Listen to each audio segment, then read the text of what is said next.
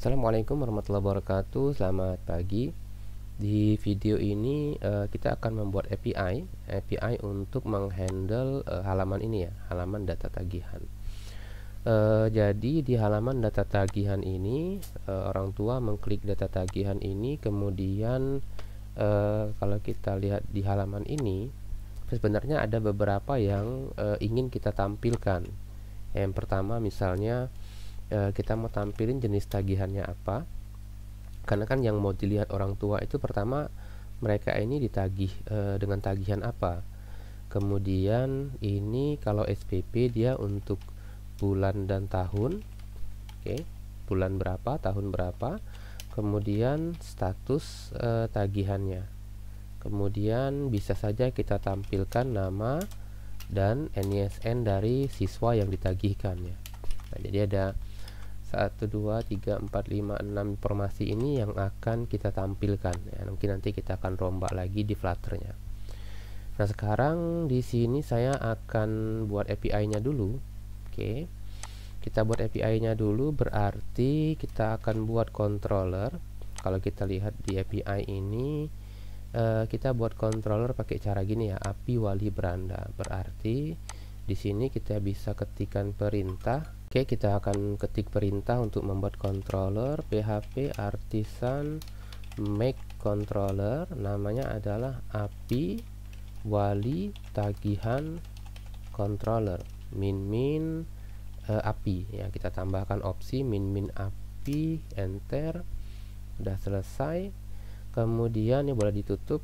Kita buat rute resource-nya. Di sini saya buat rute resource tapi pakainya API resource, namanya tagihan.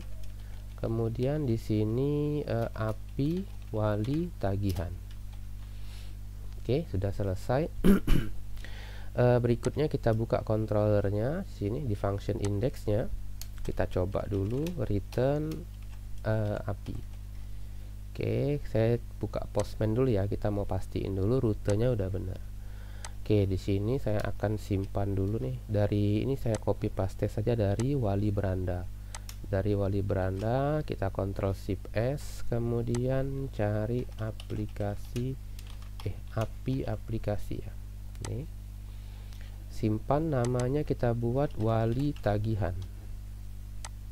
Oke.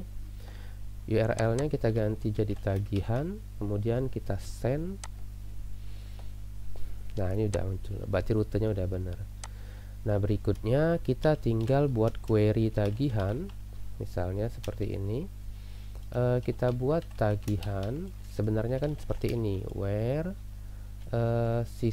in ya, where in siswa ID, seperti ini. Sorry, ini Ctrl LTI dulu. Jadi tagihan yang mau kita query ini tagihan untuk siswa yang walinya itu berasal dari wali ya, siswa dari wali. Atau sebenarnya ini sudah kita buat nih. Saya coba buka di tagihan aja. Nah, ini ada scope namanya wali siswa. Jadi wherein siswa ID out user get all siswa ID milik wali yang login ya. Out user ini kan wali yang login ya. Nah, karena kita udah pernah buat scope-nya, ini tinggal kita pakai saja, jadi tidak perlu buat lagi panjang-panjang. Wali siswa seperti ini. Kemudian langsung get saja boleh. Oke. Kemudian kita responnya ini kita samakan dengan respon waktu kita buat API wali beranda ya. Ini dia. Oke. Kita coba seperti ini. Nah, ini kan berarti tagihan. Ini berarti data tagihan. Oke, kita simpan, lalu kita lanjutkan dengan klik send lagi. Kita coba lagi. Nih, udah muncul nih. Tapi kan datanya terlalu banyak ya, terlalu banyak. Dan kita tidak butuh data sebanyak ini. Nah, berikutnya adalah data yang banyak tadi akan kita buat dia lebih sedikit ya.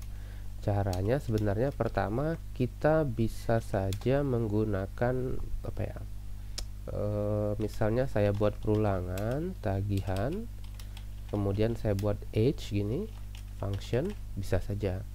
Atau ada cara lain, misalnya saya buat semacam objek kosong, objek misalnya new std class. Oke, ini kemudian baru kita buat perulangan for each tagihan. Oke, kemudian di sini kita buat namanya item saja. Oke, nanti yang kita return di sini bukan apa ya, bukan tagihan tapi objeknya, objek ini.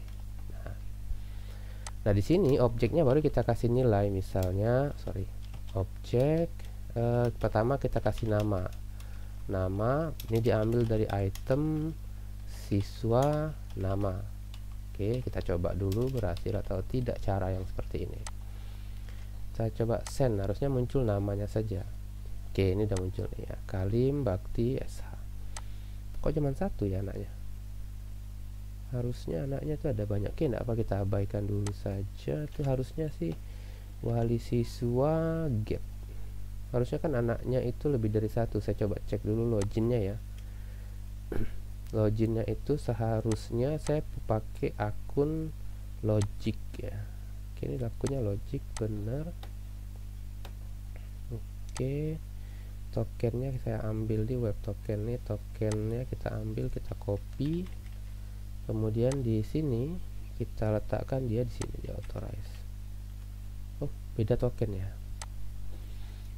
Oke, kita coba wali tagihan lagi, harusnya tuh ada beberapa tagihan kayaknya.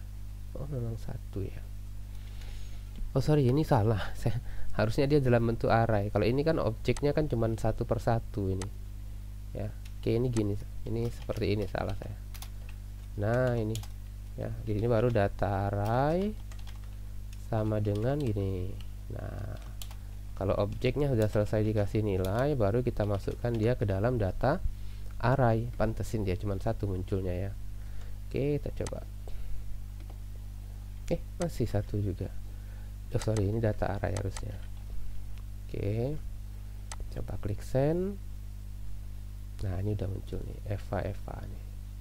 Ini nanti bisa kita buat kondisi where yang mau dilihat di tagihan itu kan yang belum dibayar saja. Berarti di sini statusnya itu tidak sama dengan lunas. Jadi yang lunas itu tidak perlu lagi ya. Oke, kita coba klik send. Oke, sudah. Ini karena ada tagihan yang belum dibayar untuk 2 siswa, ini namanya muncul ya. Oke, ini sudah selesai. Jadi pertama kita buat data array kosong dulu, kemudian kita buat objek kosong juga, kemudian objeknya kita isi dengan atribut nama, lalu objek tersebut kita masukkan ke dalam data array yang kosong tadi ya, baru dikirim ke respon. Nah, ini kemudian berikutnya NISN. Lalu berikutnya kalau kelas tidak perlu, yang perlu itu objek status ya. Status itu dari item status, kemudian tanggal, mungkin objek tanggal tagihan sama dengan tanggal tagihan ini formatnya format biasa saja. Tadi ada beberapa data tadi. Bulan status ya, jenis ya, berarti kita tambahkan jenis. Oke, kemudian bulan, objek bulan sama dengan item tanggal tagihan, format bulannya itu pakai translated format ya. Sorry, salah. Formatnya tuh kalau bulan F, kalau tahun Y besar. Oke, tahun. Simpan, kita coba di Postman. Harusnya datanya udah sesuai. Oke, ini ada nama Evan, NISN, tanggal tagihan, jenis tagihannya SPP, Januari 2023. Oke, sip, ini udah selesai. Statusnya ada, statusnya baru itu berarti belum bayar ya.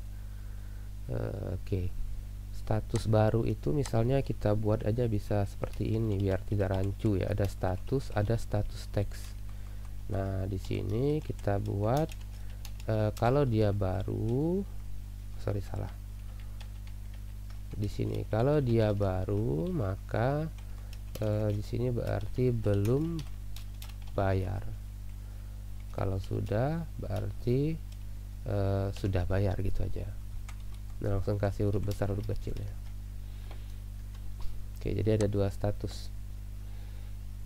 Oke, ini SPP baru belum bayar. Oke, sip, sudah selesai. Jadi API-nya udah selesai nih, kurang lebih nanti API kita seperti ini. Jadi kita hanya mengambil beberapa data saja dari tagihan dan kemudian dari siswa ya. Ada dua tabel nih sebenarnya. Nah, nanti di video berikutnya kita akan fokus lagi ke Flutter-nya. Jadi video ini kita bahas API udah selesai. Tinggal kita bahas nanti di Flutter-nya seperti apa kita menampilkan, karena nanti mesti ada perubahan ya. Kalau ini kan terlalu simpel nih. Oke, videonya saya cukupkan dulu. Assalamualaikum warahmatullahi wabarakatuh. Selamat pagi.